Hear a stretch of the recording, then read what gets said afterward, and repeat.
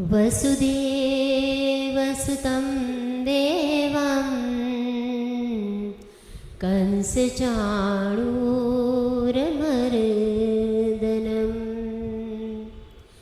देवकी परमानन्दं कृष्णं वन्दे जगद्गुरुं कृष्णं वन्दे जगद्गुरुं। जय द्वारकाधीश। આજે શ્રી ડીજે ઠુંગા સાહેબ સદેહે આપણી વચ્ચે નથી, પરંતુ તેઓને શબ્દદેહે ઉપસ્થિત રાખી અને આવો પુષ્પાંજલિ શ્રદ્ધાંજલિ અર્પણ કરીએ. શ્રી ડીજે ઠુંગા સાહેબનો જન્મ 29/6/1947 ધુતારપુર મુકામે થયો હતો. તેઓએ પ્રાથમિક અભ્યાસ મોટી માટલીમાં પૂર્ણ કર્યો. માધ્યમિક શિક્ષણ માટે તેઓ રાજકોટ ખાતે સ્થળાંતર થયા. ત્યારબાદ તેઓએ સ્નાતકની ડિગ્રી ધર્મેન્દ્રસિંહજી કોલેજમાંથી મેળવી.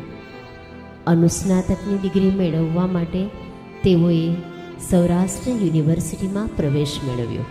તે સમય દરમિયાન તેઓ ઇતિહાસ વિભાગના GS બની અને વિદ્યાર્થીઓને સાથે રાખી અને ઘણા સોવિનિયરો બહાર પાડ્યા, તેમજ વિદ્યાર્થીઓના પ્રશ્નો માટે કાયમ પ્રવૃત્તિશીલ રહ્યા.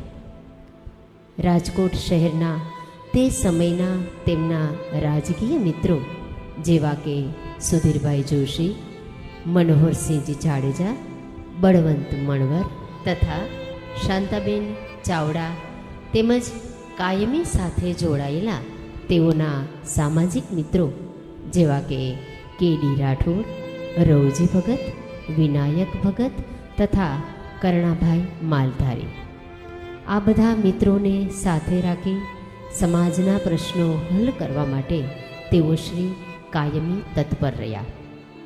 તેમના ભાગરૂપે તેણે રાજકોટ શહેરમાં ઘણી શિબિરો, સંમેલનો અને સભા સરઘસો યોજ્યા. ઈસવીસન 1975માં સેલટેક્સ વિભાગ રાજકોટ ખાતે તેમના જીવનની કારકિર્દીની શરૂઆત થઈ. તે દરમિયાન પણ તેઓ યુનિયનના પ્રમુખ રહી અને યુનિયનના પ્રશ્નો હલ કરવા સતત કાર્યરત રહ્યા. ઈસવીસન 1977ના સમય દરમિયાન તેઓએ જૂનાગઢ ખાતે ઉચ્ચ કારકિર્દી માટે પ્રયાણ કર્યું. તેના ભાગરૂપે તેઓને આસિસ્ટન્ટ ક્યુરેટર તરીકે ડિપાર્ટમેન્ટ ઓફ મ્યુઝિયમ, ગુજરાત સરકાર, પુરાતત્વ વિભાગમાં જૂનાગઢ ખાતે દરબાર હોલ મ્યુઝિયમમાં તેમની નિમણૂક કરવામાં આવી. જૂનાગઢના નવાબ જે પોતાનો કિંમતી સામાન જેવા કે સોના, ચાંદી, હીરા, ઝવેરાત વગેરે જેવી અમૂલ્ય વસ્તુઓ છોડી અને પાર્ટીશન વખતે પાકિસ્તાન ચાલ્યા ગયા. તે કિંમતી વસ્તુઓનો કબજો સરકારશ્રી હસ્તક આવતા તેમને મ્યુઝિયમ તરીકે ઊભો કરવા માટેની જવાબદારી સરકારશ્રીએ શ્રી ડીજે ઠુંગા સાહેબને સોંપતા શ્રી ડીજે ઠુંગા સાહેબે રાત દિવસ અથાગ પરિશ્રમ કરી અને તેને મ્યુઝિયમ તરીકે પબ્લિક માટે ખુલ્લું મૂક્યું. આમ દરબાર હોલ મ્યુઝિયમ ઊભું કરવામાં શ્રી ઠુંગા સાહેબનો સિંહ ફાળો રહ્યો, જે કાયમી યાદ રહેશે. આ ઉપરાંત જૂનાગઢ સક્કરબાગ ખાતે પણ તેઓ શ્રીએ ઘણા વર્ષો સુધી ફરજ બજાવી. સરકારશ્રી તરફથી શ્રી ડીજે ઠુંગા સાહેબની મ્યુઝિયોલોજીની ડિગ્રી પ્રાપ્ત કરવા માટે પસંદગી કરવામાં આવી. દિલ્હી ખાતે રહી તેઓએ આ ડિગ્રી પ્રાપ્ત કરી અને સરકારશ્રી તરફથી તેઓને આસિસ્ટન્ટ ક્યુરેટરમાંથી ક્યુરેટર તરીકે પ્રમોશન પ્રાપ્ત થયું. આ ઉપરાંત જૂનાગઢ ખાતે રહી અને સમાજ માટે પણ તેઓ શ્રીએ ઘણી બધી પ્રવૃત્તિઓ કરી, જેના ભાગરૂપે ગોપાલક કેળવણી મંડળ ઊભું કર્યું, તેમના રાજકીય, સામાજિક અને શૈક્ષણિક ગુરુ શ્રી સુરાભાઈ પુનાભાઈ ભરવાડના માર્ગદર્શન હેઠળ તેમના પરમ મિત્ર એવા શ્રી જાદવભાઈ રાદડિયાને સાથે રાખી અને ગોપાલક કુમાર છાત્રાલય તથા ગ્રાન્ટેડ હાઈસ્કૂલની શરૂઆત કરી. આપણા ભરવાડ સમાજના બાળકોને આજે પણ તેમાં અભ્યાસ કરી રહ્યા છે. તેમનું આ સમાજ માટેનું ભગીરથ કાર્ય પ્રેરણારૂપ બની રહેશે. આ ઉપરાંત જૂનાગઢમાં રહી અને તેઓએ આપણા સમાજ માટે જે શ્રાપરૂપ અપયો હતો તેનું નિવારણ કરવા માટે આપણા સમાજના ધર્મગુરુ સંત શિરોમણી શ્રી શિવપુરી બાપુ અને શ્રી સુરાભાઈ પુનાભાઈ ભરવાડને સાથે રાખી અપિયાનું નિવારણ કર્યું અને મંડપ મેળાનું આયોજન કર્યું, જે આપણા સૌ માટે ચિરસ્મરણીય બની રહેશે. શૈક્ષણિક પ્રવૃત્તિના ભાગરૂપે જૂનાગઢ નજીક આવેલ ઈવનગર ખાતે માધ્યમિક શાળાની સ્થાપના કરેલ, જે આજે પણ કાર્યરત છે. શ્રી ડીજે ઠુંગા સાહેબ એક લેખક પણ હતા. તેઓનો પસંદગીનો વિષય ઇતિહાસ રહ્યો હતો અને તેના ભાગરૂપે દરબાર હોલ મ્યુઝિયમ જૂનાગઢ ખાતે ક્યુરેટર તરીકેની ફરજની સાથે સાથે દૈનિક વર્તમાનપત્રો જેવા કે ફૂલછાપ, જય હિન્દ વગેરેમાં ઇતિહાસની આરસી રૂપે તેઓના જુદા જુદા વિષયો ઉપર નિયમિત લેખો પ્રસિદ્ધ થતા હતા. આ પ્રવૃત્તિ તેઓની લોકચાહનાનું માધ્યમ બન્યું હતું.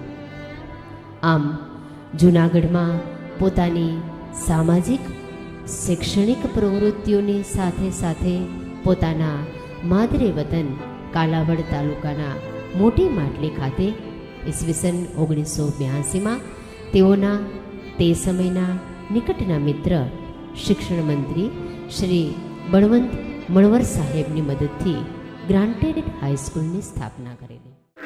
એવી અમારી રીતે આપણી પાસે દરેકની રીતે સમાજ વ્યક્તિ છે. હું પણ છે આપણે જરાક વિનંતી કરું છું કે આ ભરવાડને આજથી સુધી છે કોઈ લાભ મળ્યો નથી. એ લાભ મળવા જોઈએ એવું અમારે જે ભગવાનને પ્રાર્થના કરીએ છીએ. અમારો ભગવાન પણ પ્રાર્થના છે કે આપ જે આ સંમેલનનું આયોજન 4 જિલ્લાના ભવનો કરેલું છે. આ સંમેલનમાં અમારે એક જ વાત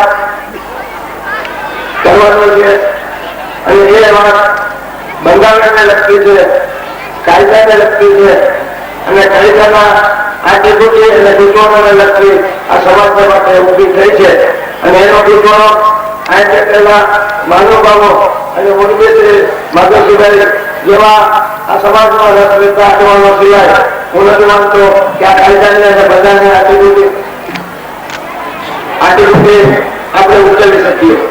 વાત એવી છે કે 1956માં સૌરાષ્ટ્ર વખતમાં ગીર બળો અને આલેખ વિસ્તારના ભરવાડોને આદિવાસી તરીકે કરેલા છે. ભારત સરકારે 56ની અંદર પેલું જાહેરનામું ગુજરાતની આદિવાસી જનતાનું મળ્યું. એમાં ભરવાડ, રબારીઓને કારણે સૌરાષ્ટ્ર રાજ્યના વખતથી લેવામાં આવ્યા છે. રાજનીતિ ચાલુ છે. આ યોગ્ય રજૂઆતના ભાવે જે જ્ઞાતિઓના કેટલાકની એરિયા રિસ્ટ્રિક્શન હતી, કેટલાકના ડિસ્ટ્રિક્ટ રિસ્ટ્રિક્શન હતા, કેટલાકમાં ટેરિટરી રિસ્ટ્રિક્શન હતા.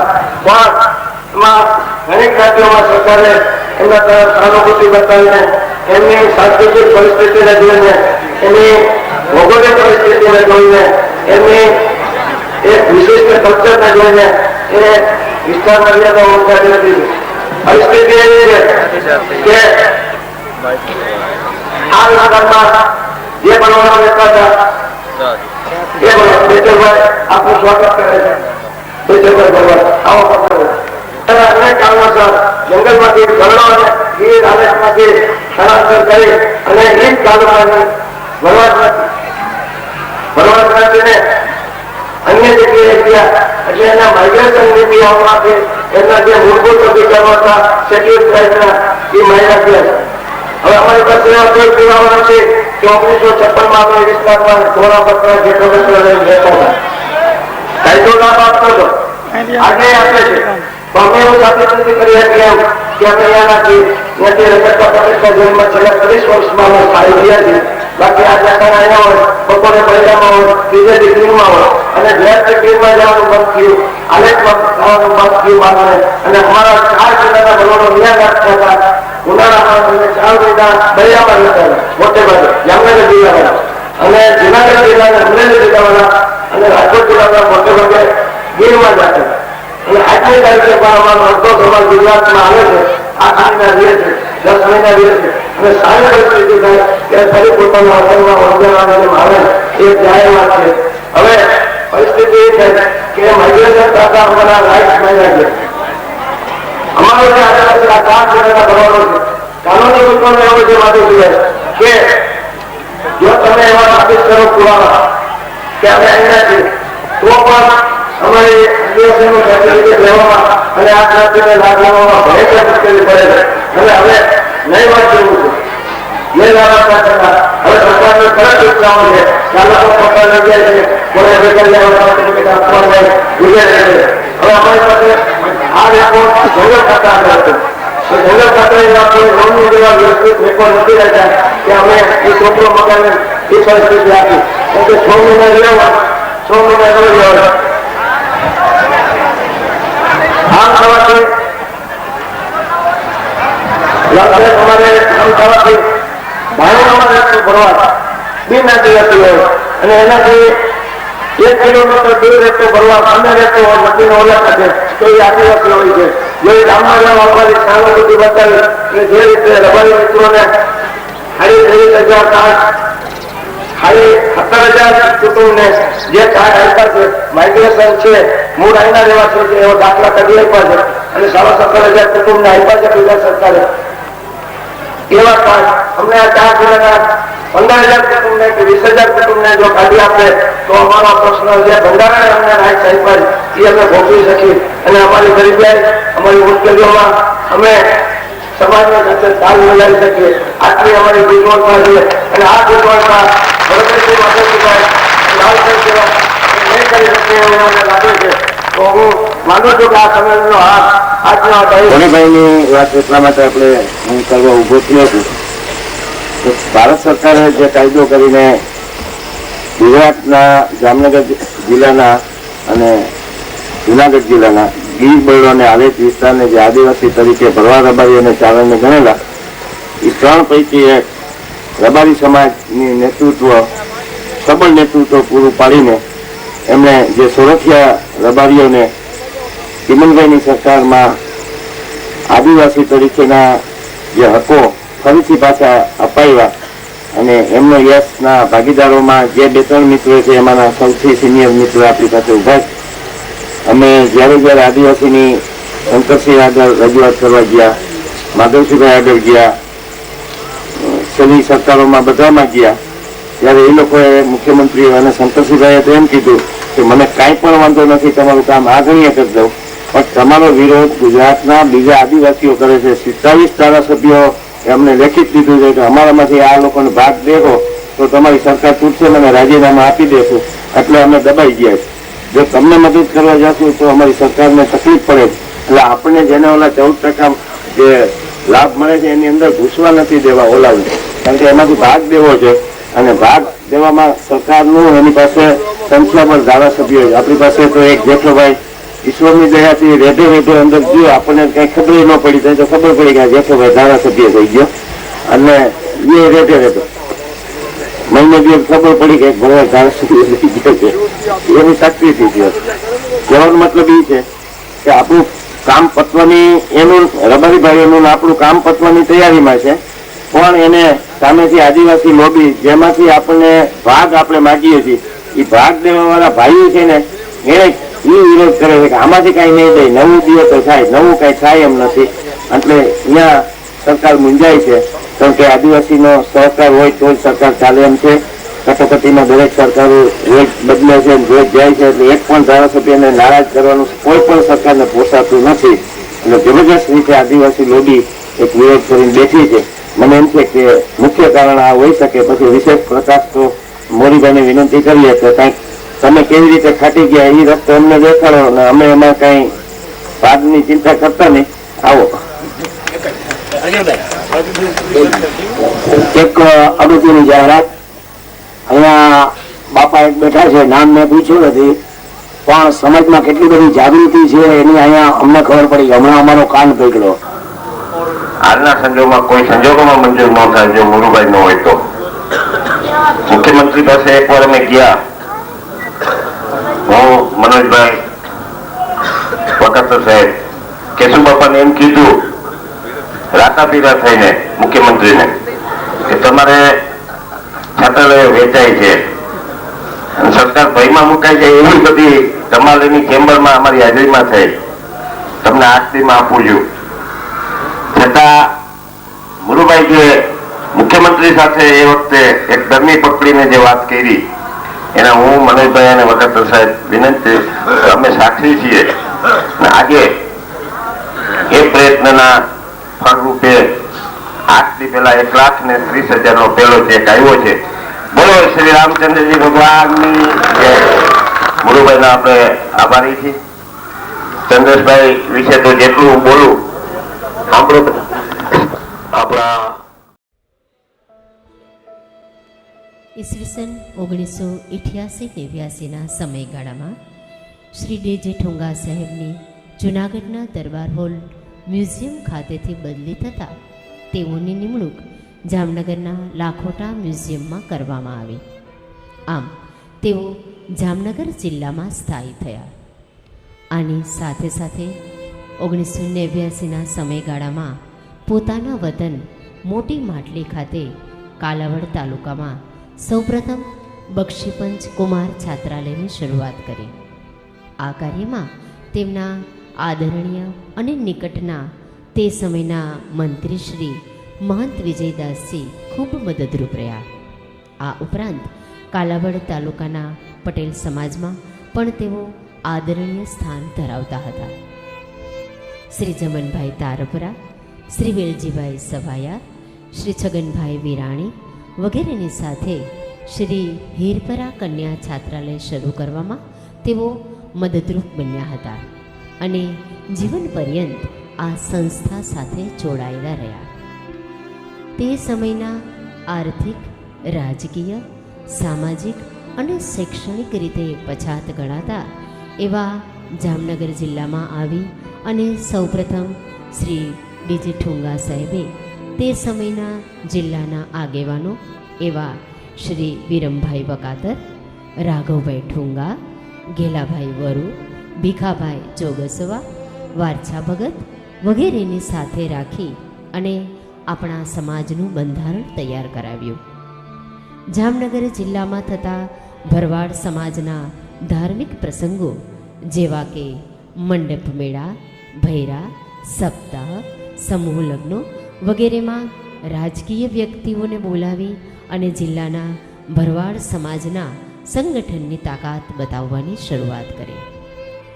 ભરવાડ સમાજના પાયાનો અને પ્રાણ પ્રશ્ન ગણાતો એવો આદિવાસી પ્રશ્ન હલ કરવા માટે શ્રી ડીજે ઠુંગા સાહેબ જીવન પર્યંત કાર્યરત રહ્યા. આ પ્રશ્ન માટે ઈસવીસન 1994માં રણુજા મુકામે હજારોની સંખ્યામાં ભરવાડોને એકત્રિત કરી તે સમયના પૂર્વ વિદેશ મંત્રી શ્રી માધવસિંહ સોલંકીને બોલાવી અને આદિવાસી પ્રશ્નની જોરદાર રજૂઆત કરી. આ સંમેલનને સફળ બનાવવા માટે શ્રી ડીજે ઠુંગા સાહેબ સાથે શ્રી વિરમભાઈ વકાતર, તે સમયના મંત્રી શ્રી બાબુલાલ સાહેબ અને ભરવાડ સમાજના આગેવાનોએ જહેમત ઉઠાવી હતી. તદુપરાંત ઈસવીસન 2010ના સમયગાળામાં પોરબંદર મુકામે યુપીએ સરકારના સમયમાં માનનીય શ્રી સોનિયાબેન ગાંધીને રૂબરૂ મળી અને ભરવાડ સમાજના આદિવાસીના પ્રશ્ન માટે આવેદનપત્ર આપી આ પ્રશ્નની રજૂઆત કરી. આ કાર્ય માટે શ્રી વિરમભાઈ વકાતર શ્રી ડીજે ઠુંગા સાહેબને ખૂબ જ મદદરૂપ રહ્યા હતા. વખતો વખતની રાજ્ય અને કેન્દ્ર સરકારમાં શ્રી ડીજે ઠુંગા સાહેબે આદિવાસી પ્રશ્નની રજૂઆત જીવન પર્યંત કરતા રહ્યા. ઘણા બધા શિક્ષિત યુવાનોને આદિવાસીના લાભ અપાવી નોકરી મેળવવામાં શ્રી ડીજે ઠુંગા સાહેબ કાર્યરત રહ્યા હતા. જામનગર જિલ્લામાં શિક્ષણની જ્યોત જગાડવા માટે શ્રી વિરમભાઈ વકાતર અને શ્રી ડીજે ઠુંગા સાહેબે સાથે મળી અને જામનગર જિલ્લા ભરવાડ સમાજ ટ્રસ્ટની રચના અને ભરવાડ સમાજના બાળકોને શિક્ષણ મળી રહે તે માટે છાત્રાલયની શરૂઆત નવાગામ કેળ ખાતે કરી. તેની સાથે સાથે ગરીબ દર્દીઓ માટે ઉતારા અને ટિફિનની વ્યવસ્થા કરી, જે સમાજ માટે આશીર્વાદરૂપ નીવડી. આ સંસ્થાને વિકસતી જાતિની માન્યતા મેળવવા માટે શ્રી વિરમભાઈ વકાતર અને શ્રી ડીજે ઠુંગા સાહેબે સરકારશ્રીમાં અથાગ પ્રયત્નો કર્યા અને અંતે તેઓ સફળ થયા. આજે આ સંસ્થા જિલ્લા માટે વટવૃક્ષ બની રહી છે. આ સંસ્થાના વહીવટને સફળ રીતે ચલાવવા માટે શ્રી ડીજે ઠુંગા સાહેબ જીવન પર્યંત કાર્યરત રહ્યા અને મેનેજિંગ ટ્રસ્ટી તરીકે જીવનના અંત સુધી સેવા આપતા રહ્યા. પાંપણ ઝૂકે અને નમન થઈ જાય, મસ્તક ઝૂકે અને વંદન થઈ જાય એવા શ્રી ડીજે ઠુંગા સાહેબ સરકારી નોકરીમાંથી નિવૃત્ત થઈ અને પોતાનો પૂર્ણ સમય સમાજ પાછળ સમર્પિત કર્યો. ઈસવીસન 2012માં જામનગરમાં નવીન પ્રયાસ રૂપે ગુજરાતભરના ટોચના શિક્ષિત આગેવાનો જેવા કે શ્રી છગનભાઈ ભરવાડ, શ્રી અતરણબેન રાદડિયા, શ્રી લાખાભાઈ મેવાડા, શ્રી ઘનશ્યામપુરી બાપુ, શ્રી કરણાભાઈ માલધારી વગેરે આગેવાનોને જામનગરના ટાઉન હોલ ખાતે બોલાવી અને સમાજમાં રાજકીય, સામાજિક અને શૈક્ષણિક વિકાસ માટે ચિંતન કરવા અખિલ ગુજરાત મહાસંમેલનનું આયોજન કર્યું. આ સંમેલનમાં ભરવાડ સમાજની સંસદની રચના કરી. જામનગર જિલ્લા ભરવાડ સમાજને આર્થિક ફાયદો કરાવવા માટે ઈસવીસન 1999-2000ના સમયગાળામાં ગુજરાતના તે સમયના મુખ્યમંત્રી શ્રી નરેન્દ્રભાઈ મોદી સાહેબની ઉપસ્થિતિમાં 104 દીકરીઓના સમૂહ લગ્નનું આયોજન કર્યું અને સમાજના પ્રશ્નોની રજૂઆત કરી. આ ઉપરાંત શ્રી ડીજે ઠુંગા સાહેબ હરિપર મુકામે થતા સમૂહ લગ્નમાં શ્રી વિરમભાઈ વકાતરની સાથે જીવન પર્યંત રહ્યા હતા. જીવનના અંતિમ તબક્કામાં જામનગર જિલ્લા ભરવાડ સમાજમાં કન્યા કેળવણીના ભાગરૂપે સમાજની દીકરીઓ શિક્ષણ મેળવી શકે તે માટે મહંત શ્રી ઘનશ્યામપુરી બાપુ, ગોરધનભાઈ સરસિયા, શ્રી વિરમભાઈ વકાતર, શ્રી મચ્છાભાઈ ઠુંગા, શ્રી અજાભાઈ બાંભવા, શ્રી દેવસીભાઈ મુંદવા, બટુકભાઈ ચાપડા, ભગાભાઈ બાંભવા વગેરેની સાથે રહી અને મહંત શ્રી શિવપુરીજી મહારાજ એજ્યુકેશન ટ્રસ્ટની સ્થાપના કરી અને નાગેડી મુકામે કન્યા છાત્રાલયની શરૂઆત કરી અને જીવનના અંત સુધી આ સંસ્થામાં તેઓ શ્રી સેવા આપતા રહ્યા. આમ શ્રી ડીજે ઠુંગા સાહેબ જિલ્લાભરની ધાર્મિક, શૈક્ષણિક સંસ્થાઓને જીવંત રાખવા માટે કાયમી ધોરણે તત્પર રહ્યા.